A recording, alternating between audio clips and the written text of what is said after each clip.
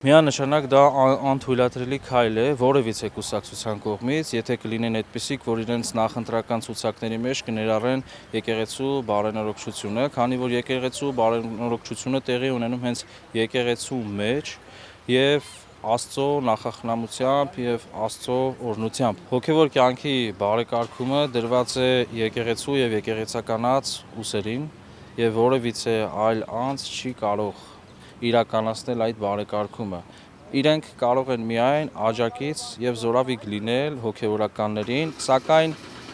վերջին ժամանակների դեպքերը մեզ ցույց են տալիս, որ ընդհակառակը զորավիգ լինելու փոխարեն իրենք փորձում են ամեն ինչ անել, որպեսզի խաթարվի այդ հոգեվոր կյանքը եւ դուրս են մղում պետական շատ կարևոր կառույցներից, որտեղ որ ուղղակի անհրաժեշտություն է հոգեվորականի եւ եկեղեցու ներկայությունը։